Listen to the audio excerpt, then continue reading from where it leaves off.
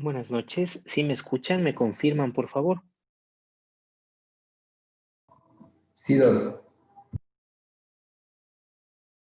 Perfecto, les voy a compartir pantalla.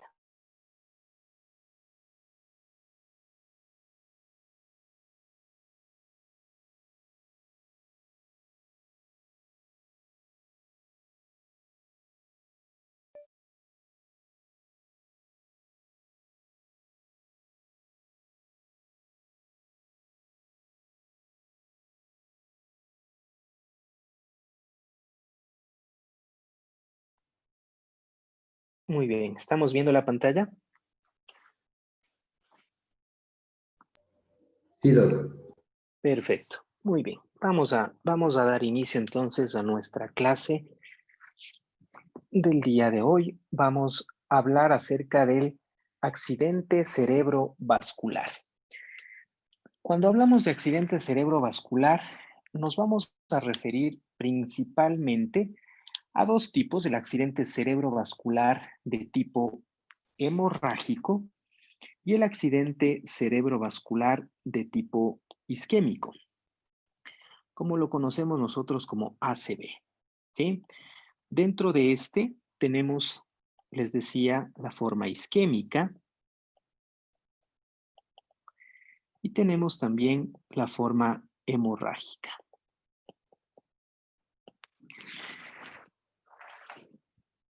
Dentro de estas es la forma isquémica la que aproximadamente en su gran mayoría se encuentra, digamos, constituyéndose el más frecuente en referente al hemorrágico. Dentro de lo que es el isquémico, tenemos algunas formas de isquémico. Tenemos a la forma aterotrombótica. Tenemos en su forma cardioembólica, y tenemos el ACV también, que es de tipo hemodinámico. Entonces, tenemos la forma aterotrombótica, cardioembólica y el infarto en su forma hemodinámica. Obviamente cada uno de estos tiene sus características, y que en base a, una vez identificado cuál es la causa de este ACV, entonces va orientado también el tratamiento respectivo. Ok, y vamos a empezar nuestro estudio específicamente con lo que respecta al SB o al ACV de tipo isquémico. Cuando hablamos, les decía, dentro de este espectro, la forma aterotrombótica, sí, la forma aterotrombótica, se encuentra en aproximadamente el 25% de los casos, la forma embólica en un 75% de los casos, ¿sí? Y obviamente que puede estar presente en 1 o 2% de los casos.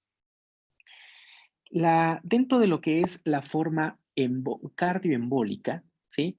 Aquí obviamente nosotros tenemos que un émbolo, ¿sí? Partiendo de lo que es un trombo, ¿sí? En la forma cardioembólica, generalmente aquí tenemos la causa principal, o el émbolo sale de la parte cardíaca. Aquí en el aterotrombótico nosotros tenemos que es una placa de colesterol, que generalmente suele ser la que se desprende y la que nos puede dar justamente estas alteraciones, ¿sí? En el infarto hemodinámico, en cambio, suele darse sobre todo en aquellos casos donde yo tengo un estado de hipoperfusión o un estado de shock, ¿sí? Y que puede ser justamente esta causa que genera, o que existe un estado de hipovolemia a nivel de la circulación cerebral, y esto obviamente generar esta pérdida o esta isquemia a nivel cerebral, ¿sí? Esto es importante entonces tomar en cuenta para hablar justamente de esta forma de accidente cerebrovascular en su forma isquémica. ¿Alguna pregunta hasta aquí? Sí, entonces no se olviden la forma embólica, un 75%, una forma trombótica en el 25% de los casos. ¿Sí? Puede haber también, hay otras formas que pueden estar presentes, sobre todo en estados como vasculitis, ¿sí? Puede haber también otras formas cuando existe un vasoespasmo cerebral, cuando hay un estado de hiperviscosidad sanguínea, disección aórtica, ¿sí? Suelen ser otras formas ya un poco más raras en las cuales se pueden presentar justamente estas manifestaciones. Cuando la causa es de tipo embólica, ¿sí? Cuando la causa es de tipo embólica, generalmente la clínica o las manifestaciones son súbitas, ¿sí? Es súbita. La forma cardioembólica, a través de la circulación, ese émbolo sube a la circulación cerebral y la clínica de estos pacientes es súbita, doctores, súbita. Por otra parte, cuando suele comprometer o suele ser más bien aterotrombótica, ¿sí? Es decir, cuando hay una causa trombótica, entonces las manifestaciones suelen ser insidiosas o progresivas.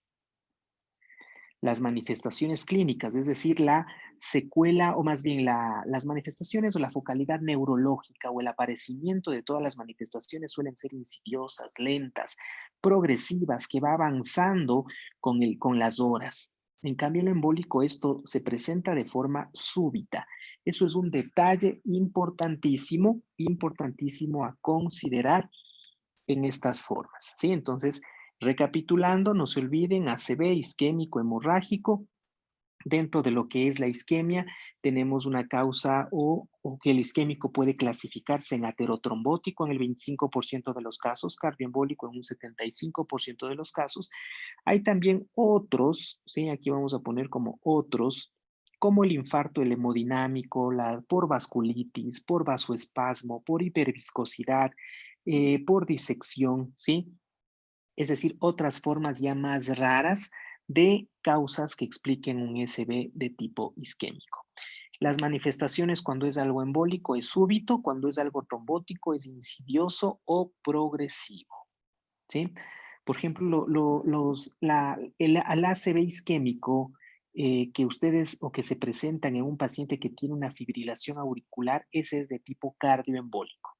Cuando ha habido una placa en las carótidas que se desprende y salen esos trombos de colesterol, eso es aterotrombótico, ¿sí? Por ponerles dos macro ejemplos clásicos que suelen existir. Obviamente, las manifestaciones clínicas de los pacientes van a depender lógicamente de cuál sea el territorio que se encuentra comprometiéndose, ¿sí? Las manifestaciones pueden ser desde simple amaurosis, ¿sí? Desde simple amaurosis fugaz, o sea, sensación de una ceguera, principalmente cuando se compromete la oftálmica, ¿sí? Cuando se compromete la oftálmica, podemos tener también situaciones como una hemiplegia. Aquí hay un dato muy curioso y es que cuando es hemiplegia, cuando es la pierna la más comprometida en relación al brazo, o sea, ustedes realizan el examen neurológico elemental y se dan cuenta que es la pierna, hay una hemiplegia, pero es la pierna la que está más afectada en este caso que el brazo, ¿sí? Entonces, generalmente o se sospecha que es la arteria cerebral anterior la que está comprometida, ¿sí? Pero si es una hemiplegia donde el brazo, ¿sí? O la cara es más que la pierna, la comprometida suele ser la arteria cerebral media. Miren ese dato curioso que solamente con la clínica a través de la realización de un examen neurológico elemental en cualquiera de sus formas, ¿sí? No se olviden que en el examen neurológico elemental tenemos que hacer una evaluación al menos de 11 puntos que son importantes, ¿sí? Donde destacan obviamente el nivel de conciencia, donde destacan funciones mentales superiores como el juicio, cálculo, orientación, juicio, cálculo y abstracción. Tenemos a los pares craneales, tenemos el balance motor, ¿sí? Tenemos a los ROTS, el tono, la sensibilidad, la coordinación, la marcha, ¿sí? Los signos meningios, es decir, hay una serie de parámetros que tenemos que considerar en el examen neurológico elemental. Y justamente en el balance motor es la respuesta plantar también, si es flexora o extensora, es decir, si hay o no Babinski. Aunque si la respuesta plantar es extensora, eso es un Babinski, ¿sí? Sí, simplemente aquí no es que hay Babinski positivo o negativo, simplemente hay signo de Babinski, eso es una respuesta plantar flexora, ¿sí? Perdón, respuesta plantar, sí, flexora, está bien, así es, flexora, porque lo normal es que sea extensora, ¿no? Bien, entonces esto es importante tomarlo en cuenta, ¿ok? ¿Qué más? ¿Alguna duda hasta acá? Sí, entonces no se olviden, Babinski, respuesta plantar extensora. Sí, el Babinski, los dedos se abren, ¿ya? O sea, respuesta plantar extensora, se abren. Eso es patológico. La respuesta plantar normal tiene que ser flexora, ¿sí? Es decir, como que se apuña, ¿sí? El pie, ¿ok? ¿Alguna duda hasta aquí?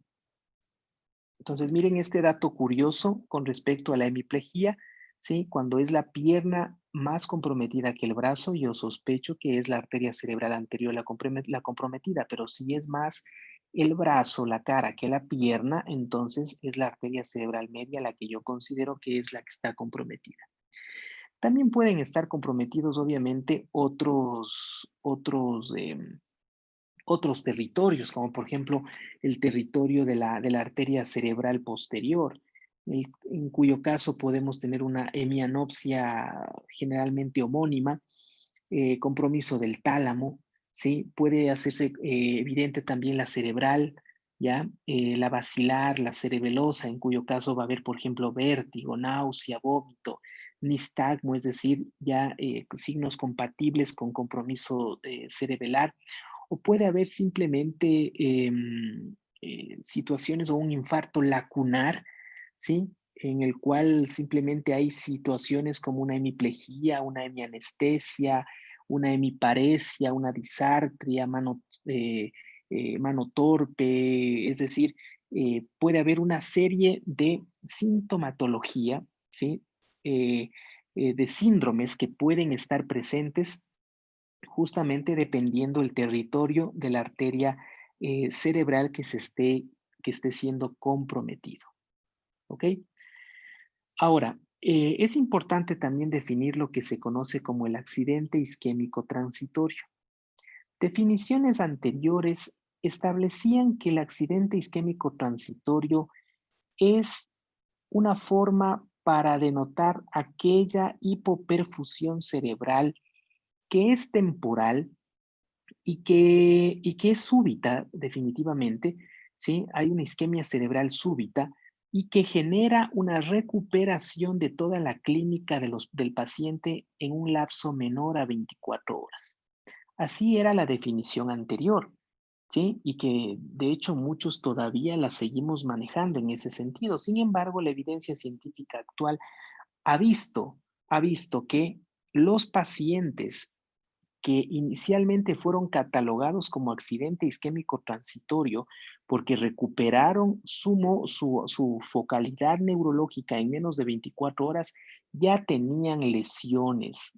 Cuando a estos pacientes se les sometió a una resonancia magnética nuclear, se vio que ya había eventos pequeños de isquemia que no eran de una u otra forma perceptibles en la sintomatología, pero ya había un problema, ¿sí?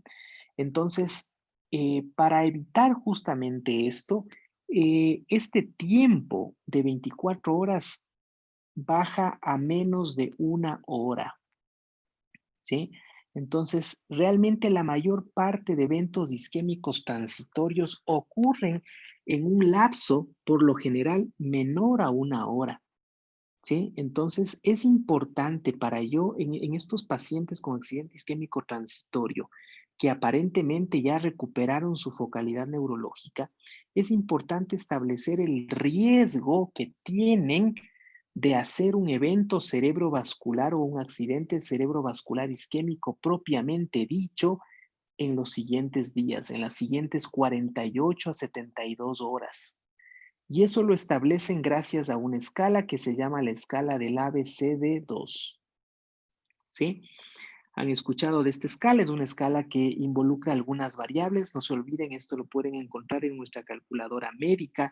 Tenemos la edad, ¿sí? Edad mayor o igual de 60 años, por ejemplo. Tenemos una presión mayor o igual de 140/90, tienes otro punto ahí. Tenemos la C de manifestaciones clínicas, aquí vas a tener ya sintomatología, hemiparesia, hemiplegia, trastornos del lenguaje, etcétera, etcétera. La D, hablas ya de la duración, por lo general, un tiempo mayor o igual a los 60 minutos, ¿sí? De esta sintomatología. ¿Ok? Entonces, en base a cuánto vayas puntuando en cada uno de estos, ¿sí? Por ejemplo, acá es un punto, acá es otro punto, ¿sí? Y vas ya en la calculadora médica que ustedes van a ir revisando, entonces van a ir estableciendo.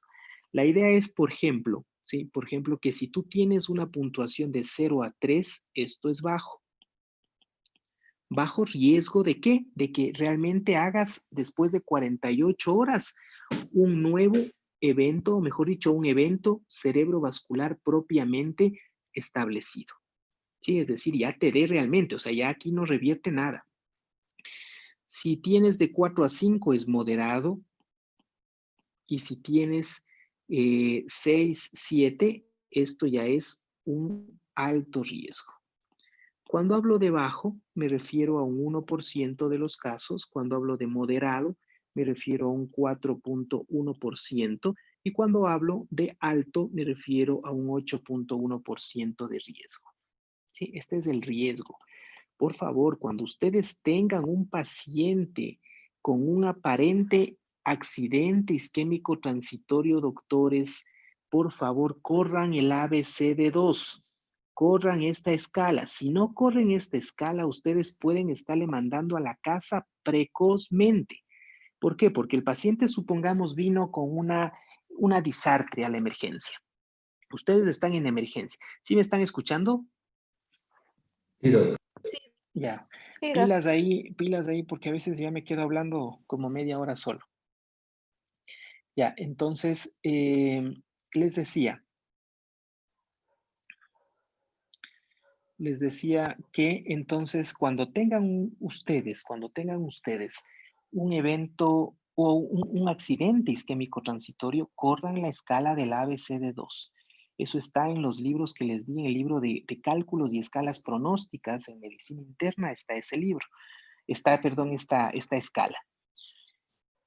A todos los casos que les da mayor de 3, doctores, ¿sí? Cuando tengan una puntuación mayor de 3, ingresen esos pacientes a hospitalización, no los manden a la casa.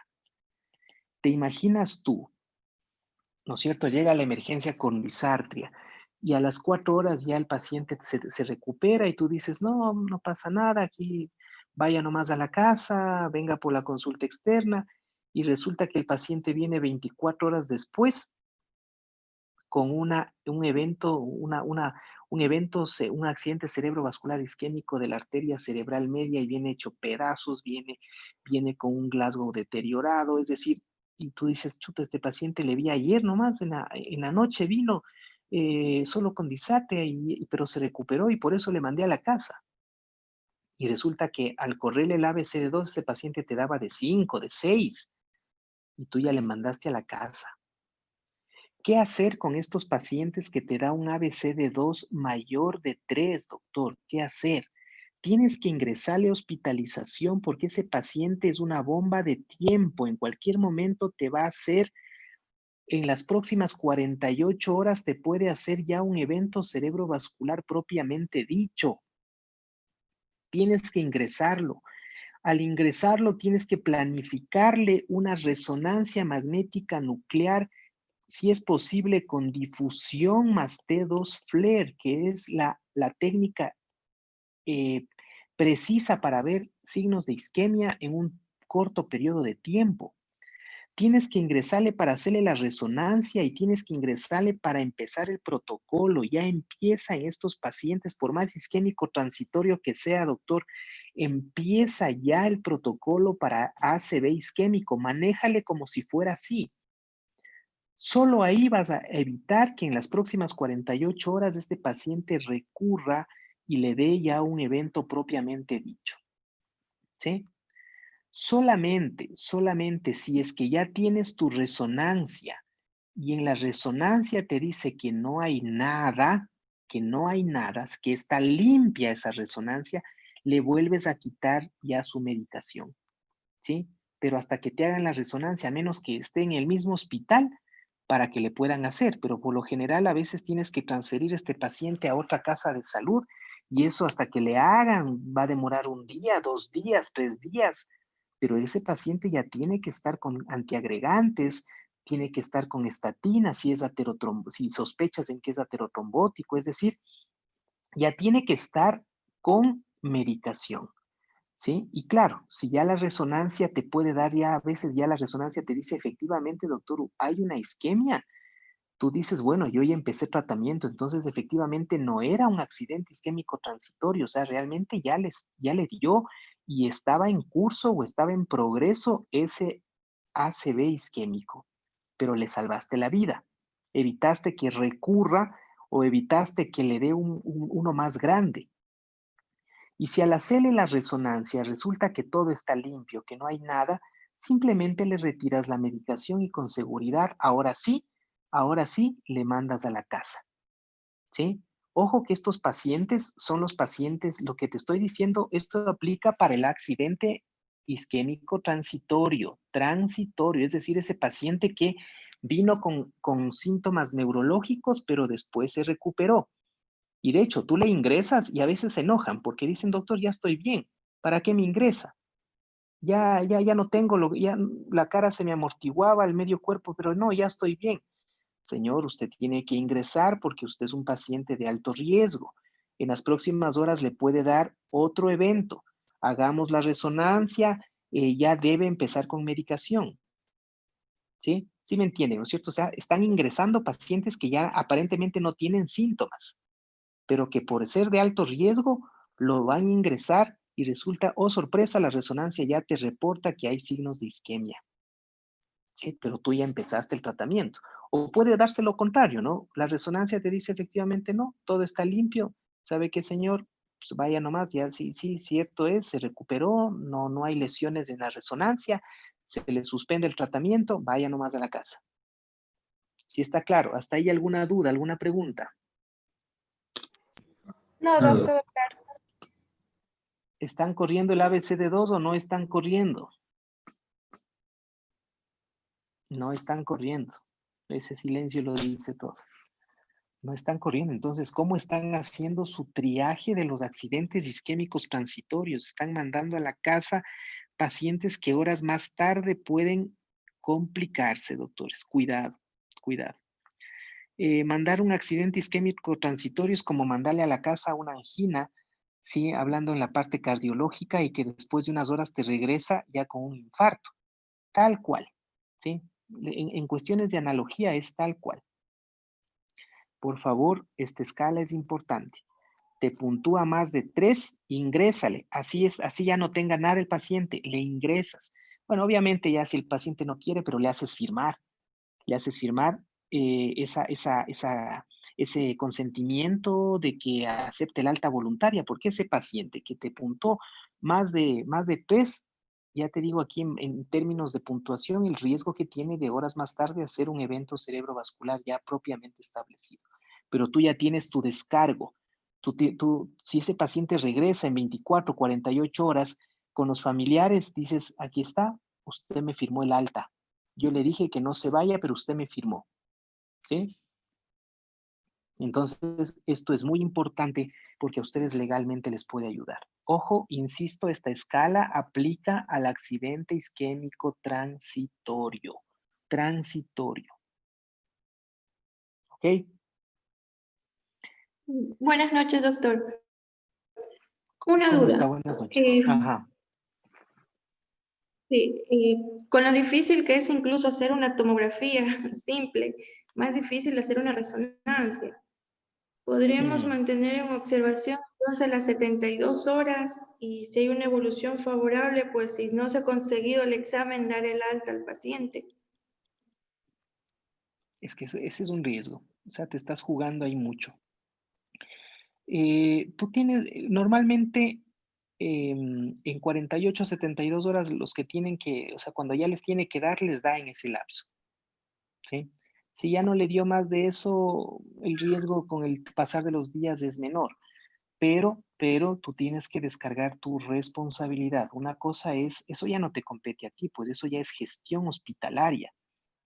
O sea, Correcto. el que tú no tengas una resonancia en tu casa de salud, el que hayas ya iniciado los trámites para que lo deriven, hacerlo y que si no hay trabajo social o si la trabajadora social se demora y que ya pasa un día, ya pasa 2 días, pero tú ya escribiste en la historia clínica que ese paciente necesita una resonancia, ¿sí? Entonces, hay que tener mucho cuidado en ese sentido porque al final estás dando el alta, debes tenerlo al menos 48, 72 horas hospitalizado, ¿sí? Como te digo, más allá de eso ya el riesgo va bajando, pero tampoco es que lo exime de ese riesgo, ¿sí? Por lo general, si estás en un hospital de segundo nivel y por más lentos que sean de pronto la parte de gestión, creo que en 48, 72 horas ya podrías estar tramitando o ya podrías estar teniendo. Obviamente todo puede pasar en nuestros hospitales públicos sobre todo, ¿no? Pero cuídate las espaldas, pon las notas en la historia clínica, que tu criterio técnico haya sido, o sea, el adecuado y que eso esté respaldado en la historia. Ya si de ahí no hicieron o se demoraron, ya es otra cosa. ¿Ok? ¿Alguna otra pregunta?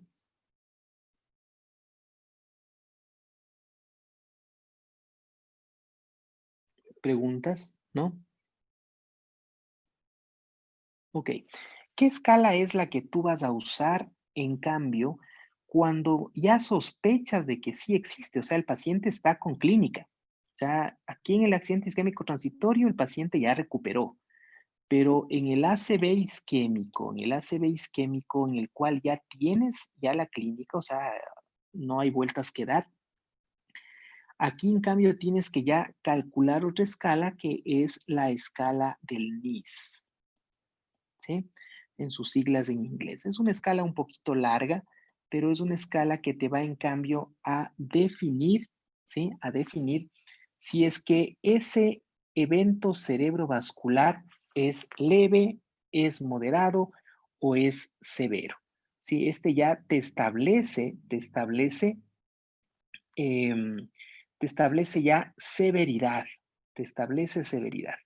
Entonces, esto igual en la calculadora médica, ustedes pueden tranquilamente correr esta escala y pueden justamente darse cuenta de, eh, si existe pues algún grado, ¿no es cierto?, de afectación, dependiendo y sobre todo ya te permite hacer una clasificación de si es leve, te decía, si es moderado o si es severo ese evento cerebrovascular hemorrágico. Es una puntuación que va aproximadamente de 0 a 42, ¿sí? De 0 a 42 puntos. Generalmente cuando suele ser o sueles tener un NIS menor de 10, ¿sí? Menor de 7, se puede considerar, perdón, menor de 3, cuando tienes un NIS menor de 3, son formas generalmente leves, ¿sí? Un NIS menos de 3 son formas leves, Pero otra cosa es tener, por ejemplo, un IS ya más de 15. Eso ya te habla de gravedad, ¿sí? Te habla de gravedad. Ya es una forma grave, es una forma en la cual obviamente el pronóstico mismo del paciente ya es diferente, ¿sí? Aquí ya tienes un pronóstico e incluso para conversar con los familiares, ya tú ya puedes en este punto justamente decirle, ¿sabe qué? Las posibilidades o la secuela que va a tener este paciente justamente no es buena, la probabilidad de mortalidad que tiene este paciente justamente es alto, ¿ya? Entonces, así también les hablas a los familiares justamente con certeza y no les das de pronto ciertas esperanzas que podrían en ellos generar expectativas, ¿no? Ya, por ejemplo, dice pacientes con un MIS, les decía, mayor de 14 es una forma severa, ¿sí? De 6 a 13, ¿sí? Entonces, leve tenemos que puede ser menos de 5, moderado tenemos de 6 a 13 y severo tienes más de mayor o igual a 14. Sí, algunos le ponen 15, pero ya con más de mayor o igual de 14 tú ya tienes justamente una probabilidad lógicamente, de mortalidad alta y sobre todo que puede haber ya secuelas en ese punto que pueden ser ya de tipo irreversibles. ¿Sí? Está claro aquí para qué nos sirve esta escala del MIS. Sí, sí, doctor. Ya, muy bien. Entonces, ojo con eso. La escala del ABCD2 aplica al accidente isquémico transitorio. La escala del MIS aplica ya cuando te ha dado. Aquí ya te dio. O sea, ya tienes sintomatología. Aquí no revertiste, ¿sí? No hubo reversión acá. Ya te dio y tú necesitas clasificarle en una forma leve, en una moderada o en una grave. ¿Ok? Entonces, ¿en base a qué? En base a que le corres y ya puedes. Las formas leves tendrán mejor pronóstico que las formas severas, al igual que la capacidad o la recuperación o la secuela que va a dejar ese accidente cerebrovascular. O sea, una leve, ese paciente quizás recupere el 100% de todas sus capacidades motoras, ¿no? Así el que tiene un IS mayor o igual de 14, ¿sí? Que obviamente la probabilidad, ¿sí? De tener una secuela o que requiera ya rehabilitación a largo plazo ya es más alta, ¿ok? Entonces, mucho ojo con esta escala que es muy importante y que de igual manera en la calculadora médica ustedes pueden eh, utilizar justamente para hacer el cálculo de la misma. Muy bien, ¿qué más? ¿Qué más podemos hablar referente al ACV isquémico? Ya les dije que la técnica que debemos solicitar es la resonancia magnética nuclear con más de 2 FLAIR. Sin embargo, en primera instancia, tú no vas a solicitar una resonancia, ¿sí? O sea, porque al inicio tú no sabes si ese deterioro neurológico del paciente será por un isquémico o será por un hemorrágico. Pues no es cierto, no vas a saber. Si bien es cierto, el isquémico como que suele ser un poquito más progresivo muchas veces, aunque en el cardioembólico vimos que es súbito, el hemorrágico, claro, tiene una evolución un poco más abrupta. Sin embargo, de entrada tú a ciegas no puedes saber si es un isquémico o hemorrágico. Entonces, de entrada, tu examen de neuroimagen de elección va a ser justamente un TAC simple de cráneo. ¿Sí? Un TAC simple de cráneo te va a ayudar a establecer, sobre todo a qué? A descartar, ¿sí? A descartar la posibilidad de un hemorrágico. Entonces, tú les pides a todo paciente con deterioro neurológico en el cual sospeches de un accidente cerebrovascular, tú le pides primerito un ataque simple de cráneo. No para ver el isquémico, doctor, no para ver el isquémico, porque el isquémico sí lo vas a ver tú a las 48, 72 horas recién en la tomografía. No lo vas a ver como en la resonancia por difusión, T2 FLAIR, esa lo ves en la primera hora, a la hora 4, a la hora 6, dependiendo la técnica de la resonancia. Entonces, pero ya en 4 o 6 horas tú ya puedes ver una isquemia en la resonancia. Pero en cambio en una tomografía tú recién la vas a ver a las 48 a 72 horas, imagínate. Entonces, si tengo un paciente con deterioro neurológico, le hago una tomografía y esa tomografía le hago no para ver la isquemia, sino para descartar la hemorragia. Si yo ya cojo y descarto la hemorragia, entonces me quedo con la otra posibilidad que es un isquémico. Entonces yo hago la tomografía, ¿no es cierto? Veo, digo, no, aquí no hay hemorragia, entonces esta clínica neurológica se está presentando por una isquemia, ¿sí? Entonces ya tú ya puedes instaurar un tratamiento antiagregante, de ser el caso, porque si lo haces a ciegas, imagínate, le das ASA, ácido acetil salicílico, a ciegas y resulta que no ha sido un isquémico y ha sido un hemorrágico. Imagínate esa jalada que te vas a pegar. Entonces hay que tener mucho cuidado con esa situación, ¿ok? ¿Dudas del papel de la tomografía y de la resonancia en este punto? ¿Por qué a todo paciente con deterioro neurológico pedí la TAC simple de cráneo? No para ver el isquémico, sino para descartar el hemorrágico. ¿Dudas hasta ahí? Claro, doctor. Ok. Muy bien. ¿Qué más tienen que saber? Bueno, ya hemos hablado un poco acerca de la clasificación, hemos visto algunas manifestaciones clínicas dependiendo del territorio de la arteria comprometida, hemos hablado un poco del accidente isquémico transitorio, hemos visto el papel de la escala del ABCD2. Hay unas escalas prehospitalarias que se llaman, que es la escala de Cincinnati y la escala de Los Ángeles. Son escalas que el personal de la prehospitalaria debe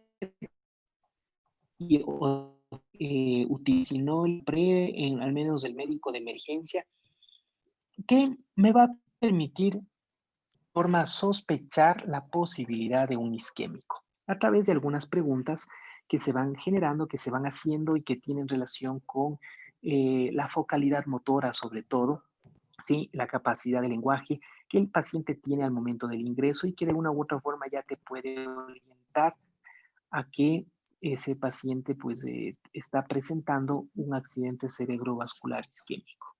¿Sí? Son escalas prehospitalarias. Entonces, miren, tenemos algunas escalas que son importantes. En la prehospitalaria, la escala la escala de Los Ángeles, de Cincinnati. Ya cuando el paciente llega a la emergencia, y ya tiene focalidad y no revierte en el lapso de 1 hora, ya considerar un NIS, o si revierte, pensar en un accidente isquémico transitorio y considerar ahí el ABCD2, ¿sí? Entonces, mira, tienes algunos elementos, ¿sí? Obviamente, dentro del diagnóstico diferencial de un problema neurológico, tú debes también descartar otras causas, ¿no? Tú tienes que, cuando tengas un paciente que viene con deterioro del nivel de conciencia, porque así te van a venir muchos. No todo deterioro del nivel de conciencia es atribuible a un ACV, ¿sí? No todo. Aquí tú puedes tener, cuando tengas un paciente con deterioro del nivel de conciencia, piensa cómo te voy a graficar aquí. Causas traumáticas, causas no traumáticas. Tu mente tiene que moverse así. Tiene que moverse a través de flujos, tiene que moverse a través de organizadores gráficos, no en base a páginas de texto. Eso se te olvida. Dentro de las causas traumáticas podemos tener, ¿sí? Cuando se ve comprometida la fosa anterior, la fosa media, la fosa posterior, ahí tienes justamente la otorraquia, la rinorraquia, tienes el signo de Batle, ojo de mapache, tienes los síntomas cerebelosos, nistagmus cuando es fosa posterior, compromiso de pares craneales, etcétera, etcétera. Tienes toda esa clínica. Cuando son causas no traumáticas, tienes que pensar en causas orgánicas o causas funcionales. Dentro de las causas funcionales, tú tienes a las psicógenas. Un paciente psiquiátrico también te simula perfectamente todo esto. Dentro de las causas orgánicas, tú puedes tener causas estructurales, ¿sí? Puedes tener causas metabólicas. Dentro de las causas estructurales, ¿sí? Tú puedes tener justamente supratentorial, puedes tener tentorial, puedes tener a la neurológica difusa. Dentro de las metabólicas, apaguemos los micrófonos, por favor. Dentro de las metabólicas puedes tener causas endógenas, causas exógenas. Dentro de las causas tienes todo lo metabólico, electrolitos, tienes glucosa, tienes la parte hormonal. Dentro de las exógenas tienes a los tóxicos, tienes a los químicos, todo lo que las intoxicaciones por órganos fosforados, carbamatos, etc. O sea, todo lo que sean tóxicos, químicos. En cambio, en las endógenas tienes todo lo metabólicas endógenas, tienes electrolitos, glucosa, hormonas, ¿sí? Como principales causas. La sepsis, ya en la supratentorial, infratentorial, neurológica difusa. En neurológica difusa tienes las encefalitis, la meningitis. Ya dentro de supratentorial tienes al ACV isquémico o hemorrágico, tienes a los tumores, tienes a los abscesos cerebrales. En los infra de igual manera ACV, tumores, abscesos, ¿sí? Entonces mira, cuando tú piensas así, tu mente se organiza de tal manera. Yo este algoritmo yo lo aprendí en primer año del posgrado, y desde ahí, cuando yo tengo un paciente con deterioro del nivel de conciencia, empiezo a viajar en ese sentido. Y digo, a ver, traumático o no traumático. Allá, ¿tiene antecedentes de este paciente? ¿Tiene antecedentes de un trauma? No, no se golpeó, doctor. Entonces, por aquí no va. Ah, no traumáticas. ¿Este paciente tiene antecedentes psiquiátricos? No, doctor, por aquí no va. Allá, vamos por acá. Orgánicas. Listo, estructurales o metabólicas, pídale parabelas estructurales, haya supra, infra, hay focalidad motor, listo, pídale para estas de acá, pídale entonces una tomografía, un ataque simple de cráneo. Está limpia, doctor, la tomografía, no hay nada y no hay focalidad específica. Ya, entonces por aquí no va. Ah, doctor, hay focalidad, pero hay fiebre, hay rigidez nucal, hay otros, entonces por aquí puede ser. Ah, o doctor, ¿sabe qué? No, tampoco hay signos de focalidad y no hay fiebre, entonces por acá no va. ¿Por qué perdió el conocimiento? Pídale un sodio, pídale un potasio, pídale la glucosa. Ah, doctor, la glucosa está en 40, entonces por acá ha sido el asunto. Entonces miren, ustedes cuando tienen deterioro del nivel de esto, así tienen que aprender a estudiar. Por eso la historia clínica orientada por problemas es la forma de cómo ustedes tienen que estudiar, ¿sí? Ya no por capítulos de libros, sino por problemas. Tienen que estudiar por problemas. Hay un libro que les sugiero, en el cual es el Green Book, sí, que es este DTM, diagnóstico, tratamiento, ya. Este DTM, si tú vas al índice, este te organiza por problemas. Este no te dice neumonía, no te dice IBU, este te dice tos, fiebre, dolor abdominal, o te dice leucocitosis, lipasa elevada, o sea, te da por problemas, porque cuando el paciente te llega a la emergencia, el paciente no viene con una etiqueta en la frente y dice neumonía. Entonces yo no saco nada que te aprendas Harrison desde la A hasta la Z, los 2 tomos. Te ponen el paciente al frente y no sabes qué hacer y sales corriendo, ¿sí? Porque el paciente no te viene así, o sea, no te viene con una etiqueta en la frente que diga infección de vías urinarias. No, el paciente te viene con tos, el paciente te viene con disuria, el paciente te viene con fiebre.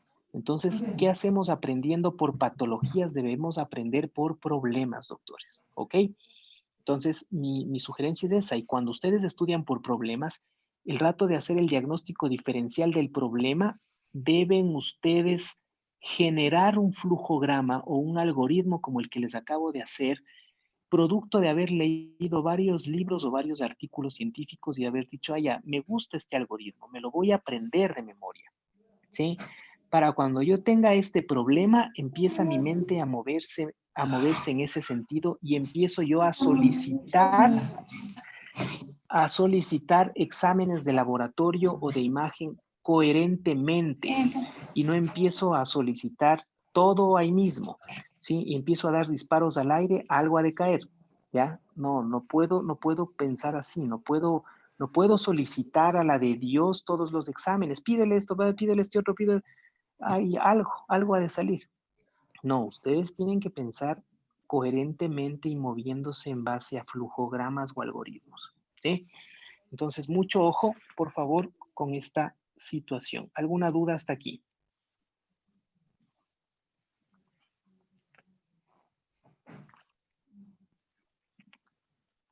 ¿Dudas? ¿No?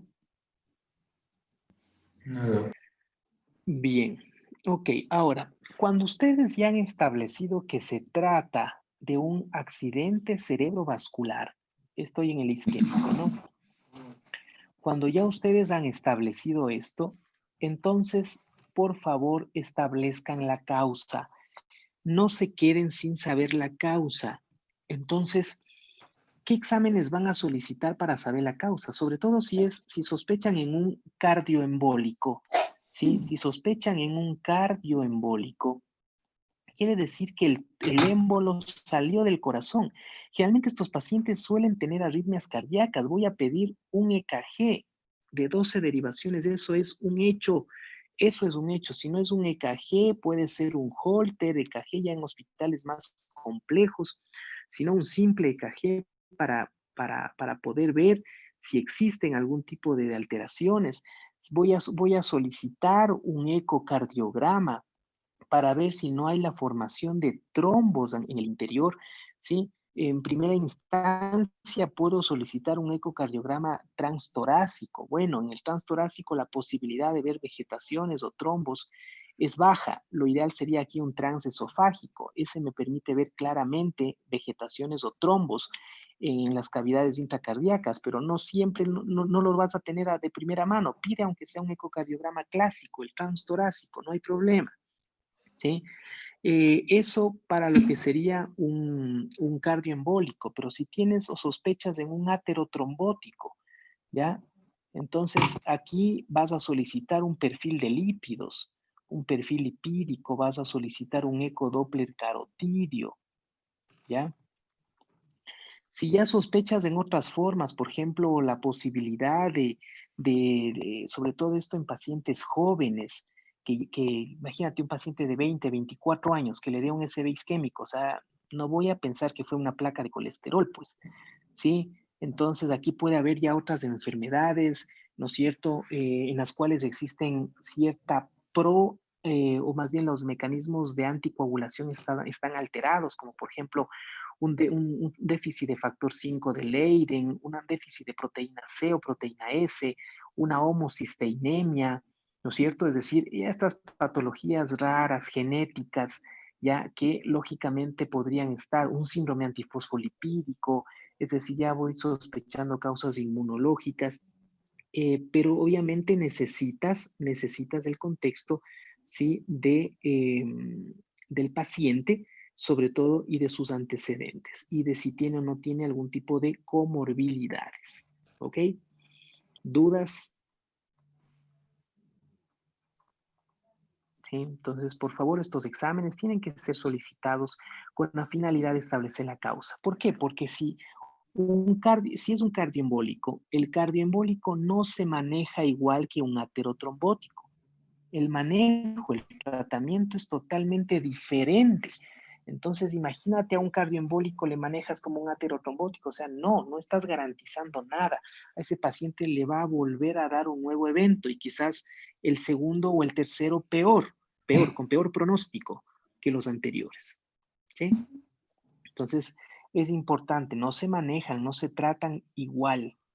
Entonces, por eso debes tratar de establecer la causa o la sospecha de la causa para justamente tener evidencia de esto. Ya en el tratamiento como tal, ¿sí? Ya en el tratamiento del ACV isquémico, hay algo o hay una mnemotecnia o que nos va a ayudar muchísimo, que nos sirve muchísimo para justamente no olvidar algunos detalles referente al manejo de las patologías neurológicas.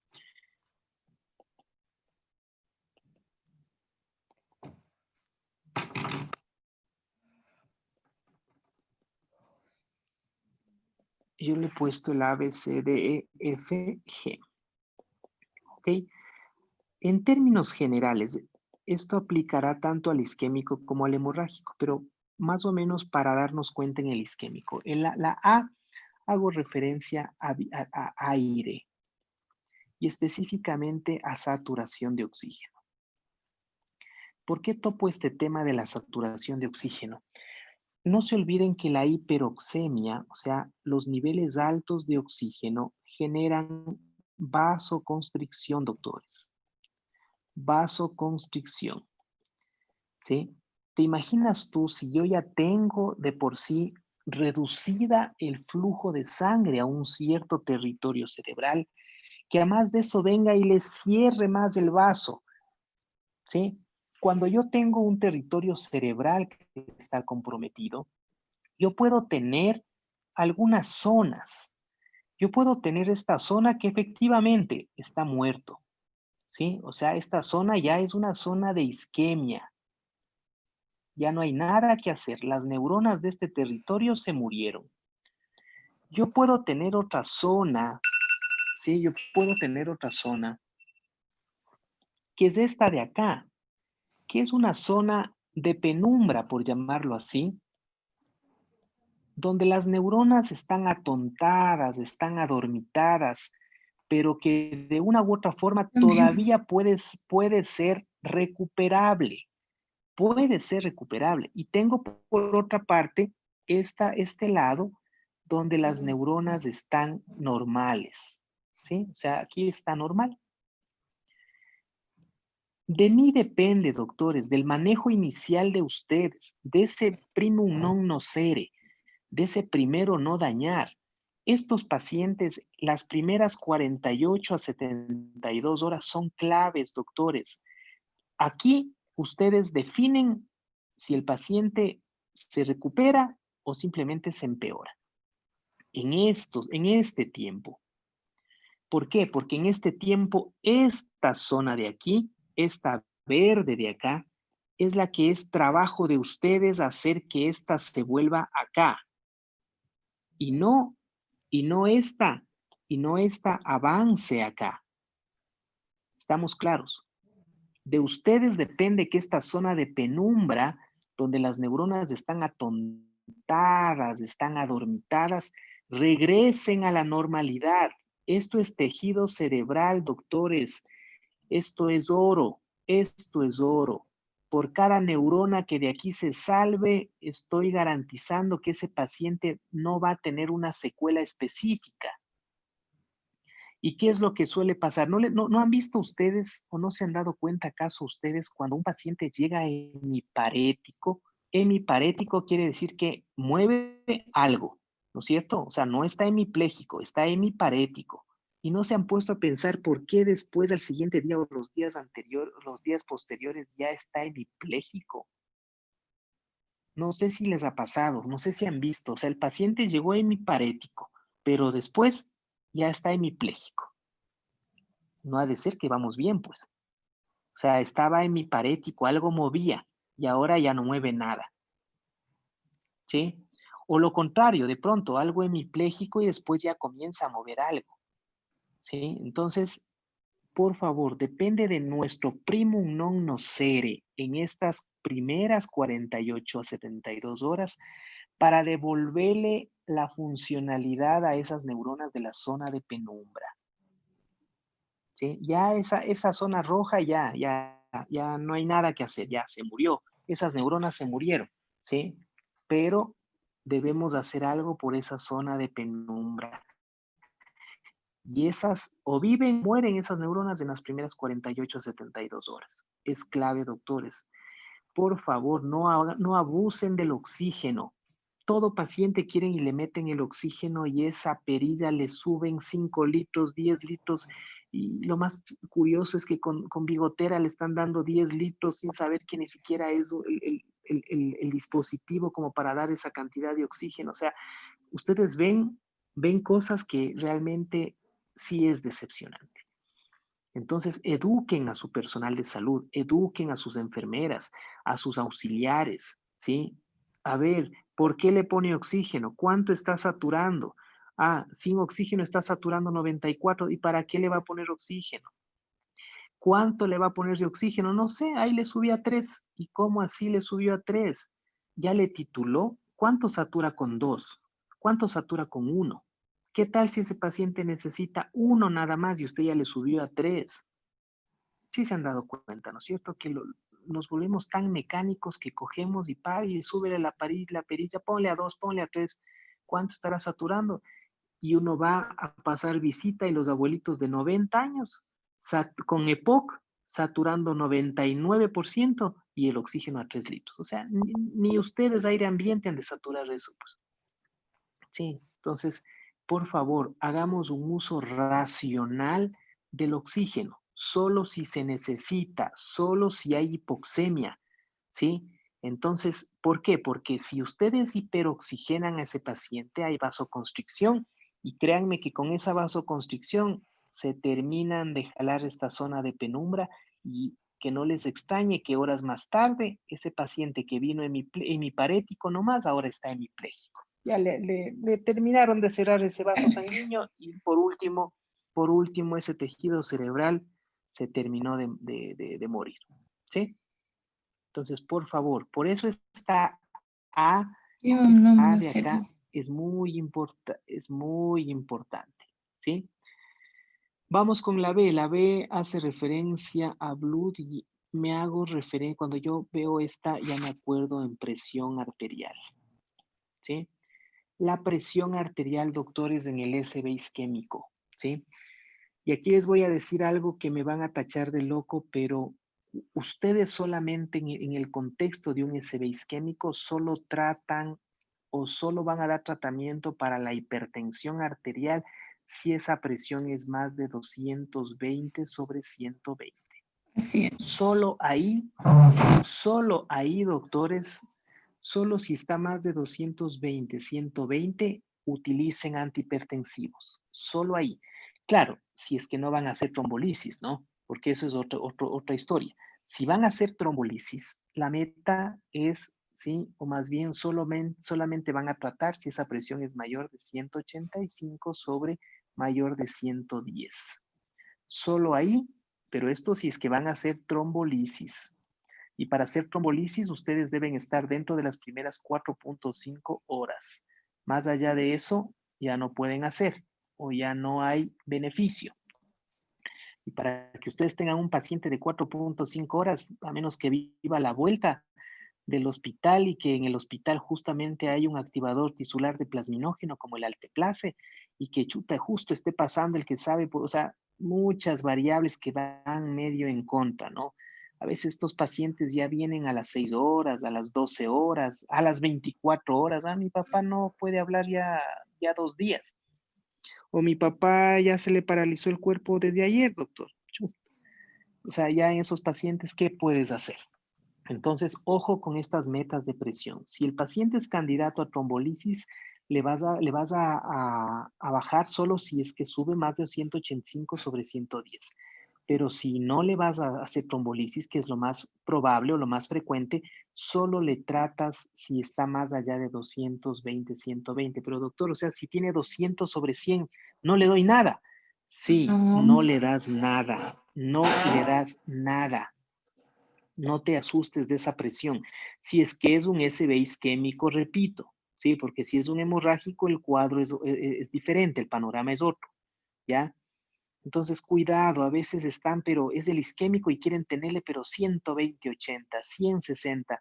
Doctor vino con 200 sobre 100, le dimos 10 de amlodipino, está ahorita 130, 80. O sea, le acabas de esta zona de penumbra, le acabas de terminar totalmente, ¿sí? Si tú le bajas la presión justa, es que no cumpla con estos criterios, aumentas la zona de isquemia, aumentas esto, o sea, ya no hay zona de penumbra, ahora sí, ahora ya es todo esto isquemia, ¿ya? Lo poco que podía salvar, que a veces no es ni poco, o sea, la zona de penumbra a veces es más grande o sea, que la propia zona de isquemia. Entonces, pero si no haces las cosas bien, si no aplicas este primum non nocere, quizás tu afán no es el dañar al paciente, y es obvio, nuestro afán no es dañar al paciente, pero por desconocimiento terminamos haciendo verdaderas iatrogenias, ¿sí? Entonces, por favor, esta meta es importantísima, es importante, esto es uno de los principales errores que se suele cometer, ¿ya? ¿Dudas hasta ahí?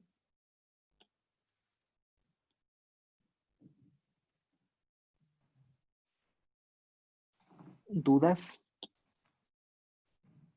No, doctor. Ya. Con respecto a la C, cuando veo la C yo me acuerdo de cabecera elevada, ¿sí?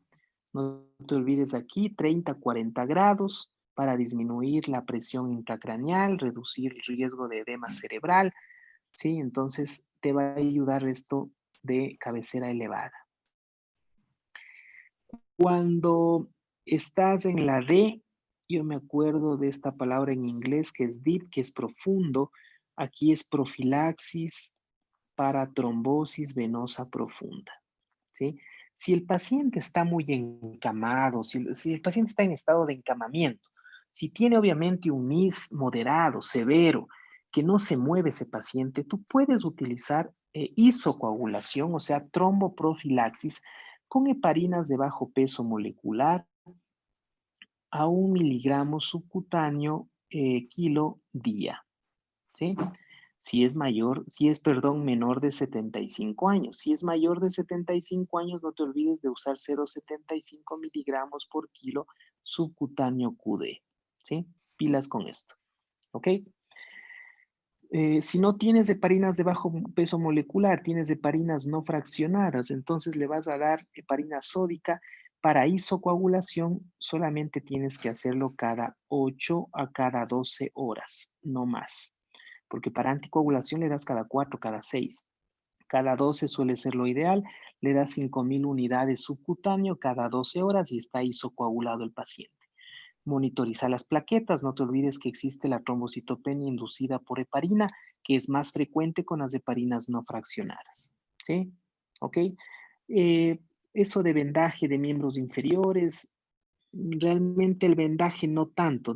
Si vas a poner, si vas a hacer algo compresivo, hazlo con unas medias de compresión elástica que tengan una presión entre 40 a 60 milímetros de mercurio. No le vas a vendar. A veces le vendas, el paciente se te mueve, ¿sí? O ya el movimiento mismo, ya hace esas vendas, o sea, si no están haciendo una presión específica, no te sirve de nada. Cosa que cuando tú vas a verle al paciente y le ves las vendas, esas vendas ya están zafadas, ya está todo un relajo. Eso no estás haciendo nada ahí. Ya, entonces utiliza unas medias de compresión elástica que te den una presión de 40 a 60 milímetros de mercurio al menos, como para que tengas tromboprofilaxis. ¿Ok?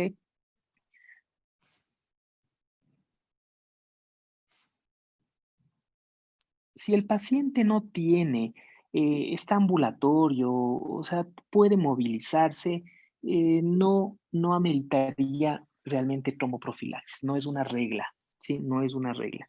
Porque ojo, que también puede existir una conversión hemorrágica de la isquemia, ¿no? Ojo, no te olvides que si tú das anticoagulantes en una isquemia, puedes convertir esta isquemia en un sangrado. Eso se llama conversión del SB isquémico. Se convierte en un hemorrágico, ¿sí? Y sobre todo los que tienen más riesgo de convertirse son los de NIS severo. O sea, con NIS más de 15 la probabilidad de conversión es alto. Juegan un papel muy importante también la edad del paciente, etcétera, etcétera. ¿Sí? ¿Dudas hasta ahí? No. Cuando yo hablo de la E, me acuerdo de early, que es de temprano. este paciente necesita movilización temprana, ¿sí? Necesitan que vaya, que empiece a movilizarse tempranamente. La F de fiebre, ¿sí? Controlen, este paciente tiene que estar con antipiréticos por razones necesarias, ¿sí? No se olviden que nuestro centro de la temperatura, nuestro termostato es el hipotálamo. Muchos de estos eventos comprometen el hipotálamo, ¿sí? Y pueden generar una alza térmica, no porque hay un proceso infeccioso, sino más bien una fiebre de origen central por afectación del hipotálamo. La fiebre en estos pacientes empeora el pronóstico. Entonces debes dejarle con un antipirético capaz de que, y claro, y con curva térmica para estar pendientes. Estos pacientes sí, suele haber coinfecciones, pero generalmente se coinfectan a los 3, 4, 5 días del evento, no al inicio, pues. Y eso de usar antibióticos profilácticos tampoco. No, profilaxis de qué? O sea, si manejas bien al paciente, ese paciente no se te va a sobreinfectar. Las coinfecciones, como te digo, aparecen a partir de los 3, 5 días. De pronto el paciente ya aspiró, hizo una neumonía por aspiración, de pronto el paciente por la sonda vesical que le pusiste al inicio ya está haciendo una IBU o claro, una infección asociada al catéter. Bueno, y una serie de situaciones, pero eso a los 3, 5 días. No va a ser de entrada. Aquí no uses antibióticos profilácticos acá. Entonces, pilas con esa fiebre. Si la temperatura es mayor a 38.3 grados centígrados, sí, tienes que bajarle esa fiebre porque eso le va a empeorar, ¿ya? Con respecto a la G, tienes de igual manera la glucosa. La glucosa de estos pacientes tiene que estar entre 140, 180 o menos, ¿no? O sea, tampoco la hipoglicemia, entre 140 y 180, ¿sí? La hiperglicemia y la hipoglicemia en estos pacientes también empeoran el pronóstico. Y no te olvides que pueden hacer hiperglicemia por estrés, ¿sí? Entonces, ojo, por eso es que las soluciones dextrosadas en estos pacientes no van bien porque vas a subir la glucosa. Al subir la glucosa, lógicamente puede generarse o puede haber un empeoramiento del pronóstico de estos pacientes. ¿Sí? Mantén control estricto, un monitoreo de glucosa preprandial, ¿sí? Inicia la alimentación tempranamente, ¿sí? Iníciale tempranamente, ya sea si no puede deglutir, ponle una sonda nasogástrica, inicia alimentación eh, enteral por sonda nasogástrica, ¿sí? Ya sea con suplementos, hazle el cálculo en base a Harris y Bennett para ver cuántas kilocalorías por el coeficiente de conversión, sácale las kilocalorías, conviértele eso en el suplemento que utilices, ya sea el Enso, ya sea el Glucerna, si es diabético, ya sea el Ensure, lo que sea, ¿sí? O simplemente a través de dieta artesanal, dependiendo del hospital donde estés, dile al nutricionista, necesito tantas kilocalorías para pasarle a este paciente por la sonda nasogástrica, etcétera, etcétera, etcétera, ¿sí? Esa sonda nasogástrica, manténle al menos 4, bueno, obviamente dependerá del reflejo de devolución del paciente y eso lo irás evaluando en el día a día. Pero hay pacientes que no van a recuperar y no le vas a tener con la sonda tú toda la vida, pues ese paciente necesitas ponerle, si ya ves que no recupera el reflejo de deglución en 4 o 6 semanas, si ya no te recupera, ¿sí? Ese paciente es candidato a una gastrostomía, a una ileostomía, a una yeyunostomía para alimentación, pues. Pero tampoco te precipites haciéndole estos procedimientos. Por lo menos debes intentar unas 4 a 6 semanas antes de lanzarte a esto. A veces ya 2 semanas, no come, gastrostomía. Le hacen la gastro, resulta que a las 4 semanas ya está deglutiendo. Y ahora, ya le hice un hueco al paciente abajo, ya está con la sonda y ya me está deglutiendo. Y ahí te toca otra vez planificarle para retirar eso, ¿sí? Entonces tampoco te precipites, ¿sí? Las sondas nasogástricas, obviamente al inicio te pueden ayudar, pero una sonda de alimentación duodenal te puede servir, que son más suavitas, ¿no? Que las otras, que son gruesas, que te pueden lastimar y te pueden lesionar la vía digestiva, ¿sí? ¿Dudas hasta ahí? inicia la alimentación de forma temprana, no te cohibas, iníciale. Las primeras 24, ya dale de comer por la sonda nasogástrica, a menos que realmente no tengas, pero no te quedes sin darle de comer. Está demostrado que la alimentación, el inicio de la alimentación temprana reduce la mortalidad en los pacientes, ¿ok? ¿Qué más vas a hacer en la G? En la G vas a hacer también el control de Glasgow, por lo menos cada 4 horas a este paciente, para ir viendo cómo va su evolución o su deterioro, ¿sí? Esto, doctores, en términos generales, ¿sí? En términos generales, esto aplica con ciertas salvedades a la parte, lógicamente, trágica, pero si tú tienes en cuenta esta mnemotecnia y lo haces de forma a todo paciente neurológico, vas a poder cumplir este primum non nocere, que es primero no dañar. Claro, aquí ya va terapia específica como la antiagregación, ¿no es cierto? La antiagregación plaquetaria. En el caso del aterotrombótico, insisto, ¿sí? En el caso del aterotrombótico, tú vas a dar aquí ASA, las dosis son fluctuantes, no son de 100, ¿sí?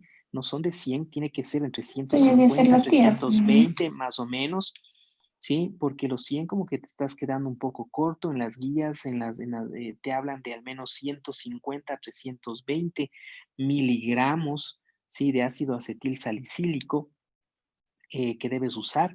Si se demuestra la presencia de alteraciones lipídicas o una placa de colesterol, la estatina a dosis altas, a dosis de alta intensidad, y eso me refiero a torvastatina 80 o rosuvastatina 40, debe ser de alta intensidad, ¿sí? Entonces eso también es muy importante.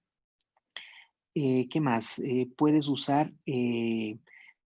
algunos en reemplazo de la aspirina usan el clopidogrel, no está demostrado superioridad, se habla de que hay menos riesgo de sangrado con clopidogrel, no está esto todavía demostrado, ¿sí? No está. Ahora, lo que sí se habla de una doble antiagregación en quienes usar ASA y clopidogrel, por ejemplo, en estos doctores, en estos. Solo en las formas leves, tú puedes dar ASA más clopidogrel por 21 días. Y después de ese tiempo, ya te quedas solo con uno de los dos, ¿sí? Solo para aquellos con un NIS menos de 5, ¿sí? Tú puedes usar una doble antiagregación. Y eso también por 21 días. Y después ya te vas con uno nomás, ¿sí? Ojo con ese detalle. Si tú a un severo le das una doble antiagregación, vas a hacer conversión, ese isquémico se va a convertir en hemorrágico. Cuidado, ¿sí? Cuidado. ¿Ok? ¿Dudas?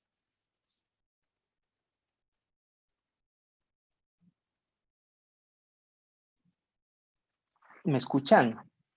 Sí, doc, no hay duda. Ya, no me hagan asustar. Ya, ok. Listo, entonces eso con antiagregación, con estatina. Ahora, claro, si el paciente, si no es un aterotrombótico, es un cardioembólico, entonces tú vas a tener que usar en ese punto ya anticoagulantes, ¿sí? Aquí tienes que usar ya warfarina, ¿sí? No te olvides para la meta de un INR que esté entre 2 y 3, ahí yo puedo decir que este paciente está anticoagulado, esto si usas warfarina, que de hecho es lo ideal en estos pacientes. Claro, es un dolor de cabeza estar titulando eso. Con respecto al uso de los anticoagulantes no antagonistas de la vitamina K, como dabigatran, rivaroxaban, también puedes usar siempre y cuando esa fibrilación auricular no sea por una causa, digamos, mitral, es decir, ya sea no sea ni valvular mecánico, ni una estenosis moderada o severa mitral. Ahí no puedes usar lo otro, ahí tienes que usar warfarina.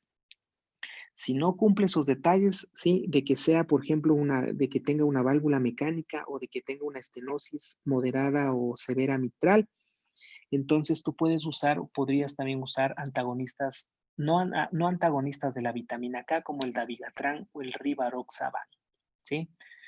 que te irían bien en este sentido. ¿Ok? Para la anticoagulación me refiero. ¿Sí? ¿Dudas, doctores, hasta ahí?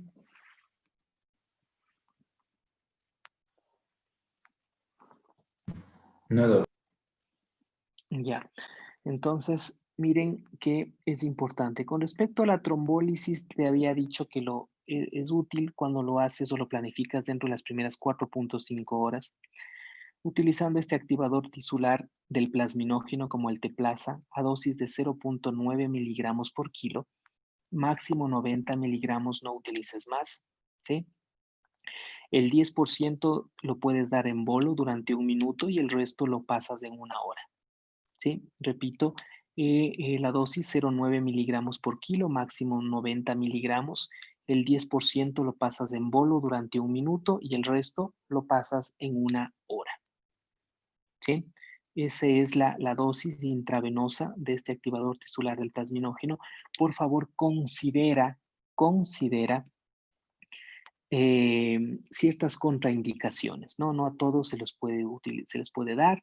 Por ejemplo, un paciente con una hemorragia intracraneal o un isquémico convertido no puedes usarlo. Un paciente que haya sufrido un trauma cráneoencefálico en los últimos 3 meses, que tenga un tumor cerebral, una malformación, un aneurisma, una cirugía reciente, de pronto que tenga menos de 100,000 plaquetas, un INR elevado, o sea, una glucosa menos de 50 también, sí, o sea, no, esto no son contraindicaciones para el uso de estos fármacos, ¿ok?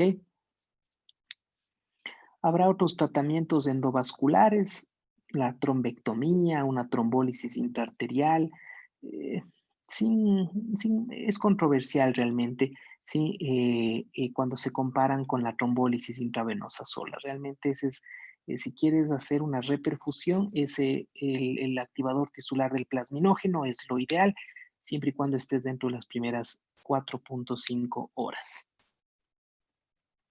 ¿Ok? ¿Alguna duda hasta ahí?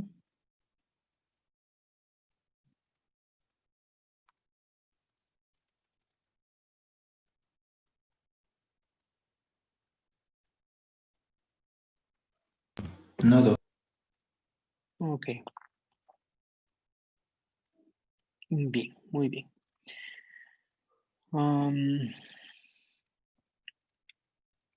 En algunos casos, por ejemplo, cuando sea un cardioembólico, ¿sí? Es decir, cuando tengas una fibrilación, por ejemplo, claro, la indicación es darle warfarina. Sin embargo, toma en cuenta una situación. Cuando el infarto ha sido muy extenso, qué sé yo, más de la tercera parte de la cerebral media o más de la mitad de la cerebral posterior, o tenga un NIS más de 15, es decir, en su forma severa, no inicies anticoagulación de entrada, no inicies. El riesgo de conversión hemorrágica es alto. En ellos empieza con ASA, ¿sí? Empieza con ASA y por lo menos después de 1 a 2 semanas, ahí utiliza la anticoagulación. Miren qué dato importantísimo que les acabo de dar, ¿sí?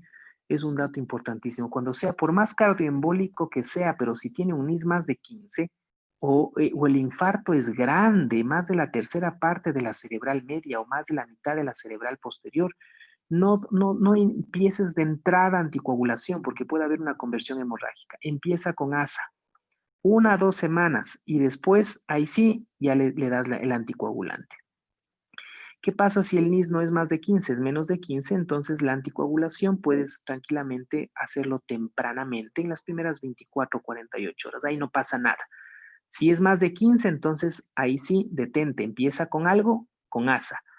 Pasa 1 a 2 semanas y ahí sí le das el anticoagulante. Si le empiezas de entrada con anticoagulante, sí va a ser un problema. ¿Sí? Listo, doctores. ¿Alguna duda hasta ahí? Vamos a dejar nuestra clase por el día de hoy en ese punto. La próxima vamos a continuar ya con algunos aspectos del SB hemorrágico en este mismo contexto. ¿Dudas, preguntas hasta este punto? No, doctor, está claro. Perfecto. Entonces, nos vemos la próxima clase con, vamos a hablar ya, terminar la parte de SB hemorrágico, ¿ok? Bien. Si no hay más preguntas, les agradezco por su atención en esta noche, ¿no? Muchas gracias, Muchas doctor. gracias, doctor. Muchas gracias, doctor. Hasta Gracias. luego. Gracias, doctor.